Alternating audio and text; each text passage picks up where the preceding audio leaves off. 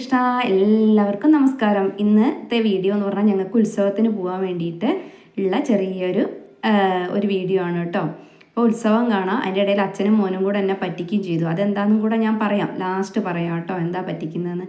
അപ്പോൾ അതിന് വേണ്ടിയിട്ട് ഉത്സവത്തിന് പോകാൻ വേണ്ടിയിട്ടാണ് അരച്ചൊക്കെ വെക്കുകയാണ്. അടുത്ത ദിവസത്തേക്ക് അരച്ച് വെക്കുകയാണ് കേട്ടോ അപ്പോൾ ഈ വീഡിയോ എല്ലാവരും സ്കിപ്പ് ചെയ്യാതെ കാണാൻ ശ്രമിക്കുക. ഇഷ്ടമാവുകയാണെങ്കിൽ സബ് ചെയ്യുകയും കമൻറ്റ് ചെയ്യുകയും ലൈക്ക് ചെയ്യുകയും ഒക്കെ വേണേ ഒന്ന് എന്നെ സപ്പോർട്ട് ചെയ്തോളണേ. എല്ലാവരും സപ്പോർട്ട് ചെയ്യണേ.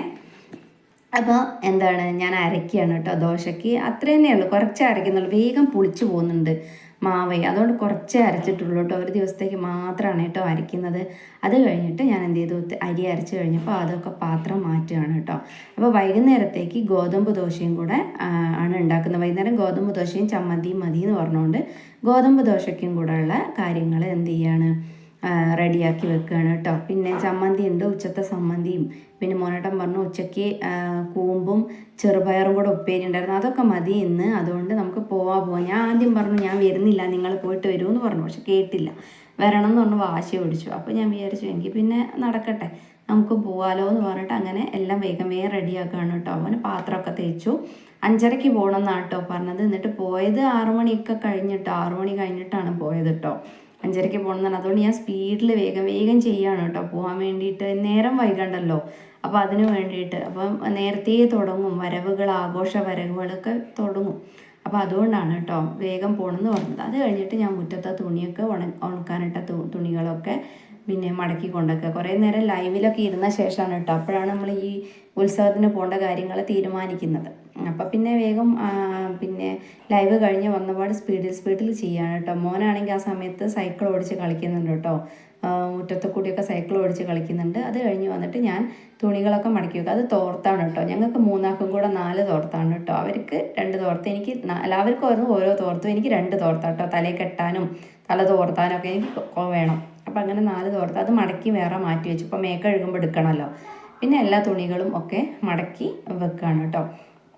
അത് കഴിഞ്ഞിട്ട് വേണം ഓരോ കാര്യങ്ങൾ ചെയ്യാൻ വേണ്ടിയിട്ട്. അത് കഴിഞ്ഞിട്ട് ഞാൻ എന്ത് ചെയ്തു, തുണികളൊക്കെ മടക്കി വെച്ച് എല്ലാം റെഡിയാക്കിയ ശേഷം 5:15 ഈ സമയമാകുമ്പോൾ ഞാൻ കഞ്ഞി കുടിക്കുകയാണ്. എനിക്ക് നേരത്തെ ഭക്ഷണം കഴിക്കണം. അപ്പോൾ ഞാൻ ഉച്ചയ്ക്ക് ബ്രൗൺ റൈസ് കൊണ്ടാണ് കഞ്ഞി വെച്ചത്. അതുകൊണ്ട് തന്നെ കഞ്ഞി തന്നെയായിരുന്നു ഉച്ചയ്ക്കും കഴിച്ചത്. അപ്പോൾ ഞാൻ വിചാരിച്ചു അത് തന്നെ കഴിക്കാം, ഇനിയിപ്പോൾ വേറെ ഒന്നും ഇപ്പം ഉണ്ടാക്കണം നിൽക്കണ്ടേ, ദോശയൊക്കെ ഉണ്ടാക്കണ്ടേന്ന് വിചാരിച്ചിട്ട് കഞ്ഞി ഉണ്ടായിരുന്നു. ഞാൻ പറഞ്ഞില്ലേ ഉപ്പേരി ഉണ്ടായിരുന്നു.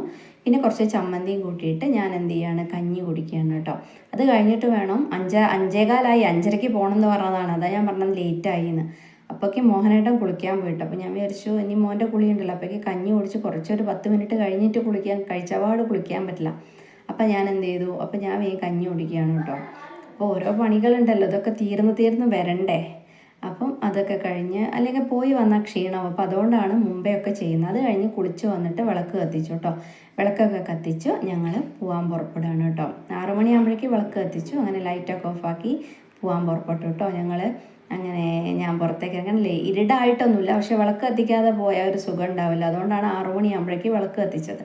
അങ്ങനെ ഞങ്ങൾ കുറച്ച് നടക്കാനുള്ള ദൂരേ ഉള്ളൂ, പക്ഷേ എന്നാലും നടക്കുകയാണെങ്കിൽ ഒരുപാട് നടക്കാനുണ്ട്. എന്നാലും വണ്ടി ഞങ്ങൾ എടുത്താലും ദൂരെ വെക്കണം കേട്ടോ. ഭയങ്കര തിരക്കാണ് അമ്പലത്തിൽ. ഈ കാണുന്നതല്ല വരവ്, ആഘോഷ വരവുകൾ, ഇളനീർക്കുല വരവുകൾ വരുന്ന ആ സമയമാണ്. നല്ല തിരക്കുണ്ട്. എല്ലാവരും റോഡ് സൈഡിലാണ് നിൽക്കുന്നത് കാണാൻ വേണ്ടിയിട്ട്. ഞങ്ങൾ എന്ത് ചെയ്ത് ഇങ്ങോട്ട് ഇറങ്ങി നിന്നു കേട്ടോ. കാരണം അവിടെ നിന്നിട്ട് ഞങ്ങൾക്ക് കാണില്ല, എനിക്ക് മോനും ഉയരമില്ലല്ലോ, അതുകൊണ്ട് ഞങ്ങൾക്കൊന്നും കാണില്ല. അതുകൊണ്ട് ഞങ്ങൾ പറഞ്ഞു ഞാനും മോനും ഇവിടെ എവിടെയെങ്കിലും നിന്നോളാന്ന് പറഞ്ഞു. അങ്ങനെ ഞങ്ങൾ 2 സൈഡിലായിട്ട് നിൽക്കുകയാണ് കേട്ടോ. അപ്പോഴേക്ക് വരവ് വന്നു തുടങ്ങി. കണ്ടില്ലേ, ചെണ്ടമേളം വാദ്യക്കാരൊക്കെ ആ വരവിൻ്റെ വരവ് എന്നാണ് ഞങ്ങളിവിടെ പറയുക, ഇളനീർക്കുല വരവ്. അപ്പോൾ അവരിങ്ങനെ ഇറങ്ങി അങ്ങനെ വരുന്നുണ്ട് കേട്ടോ. നല്ല രസമുണ്ടായിരുന്നു, നല്ല മേളമായിരുന്നു.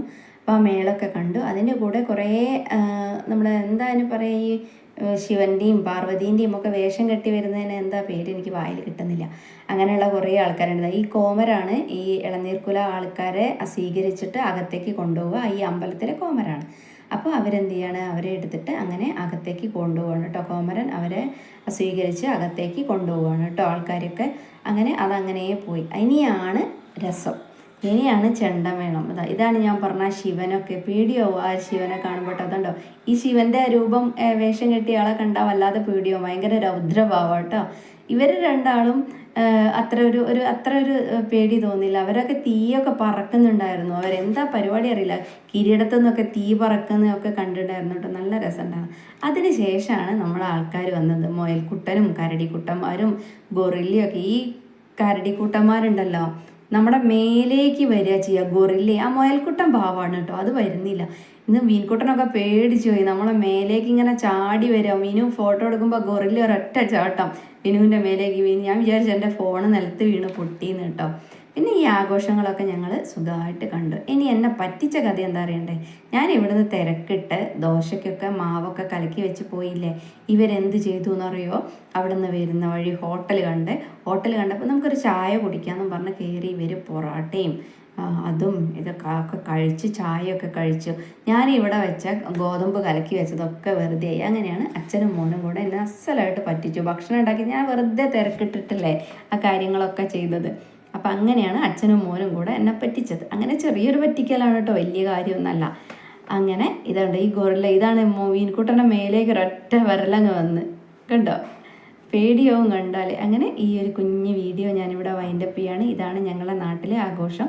ഇനിയിപ്പോൾ ഒന്നും ആഘോഷങ്ങളൊന്നുമില്ല. ഇനി ഇന്നും കൂടെ പോകണം. ഞാൻ അടുത്ത ദിവസം ഉണ്ട് വലിയ താലപ്പൊലി, അത് കാണാൻ പോകണം. അപ്പോൾ കണ്ടില്ലേ നല്ല മേളമൊക്കെ ആയിരുന്നു. പഞ്ചാരി മേളം, എന്തായാലും പറയാം, ചിങ്കാരി മേളം. അപ്പോൾ എല്ലാവർക്കും എൻ്റെ വീഡിയോ ഇഷ്ടമായി എന്ന് വിചാരിക്കുന്നു. വീഡിയോ ഇഷ്ടമാവുകയാണെങ്കിൽ എല്ലാവരും എന്നെ ഒന്ന് സപ്പോർട്ട് ചെയ്യുമല്ലോ.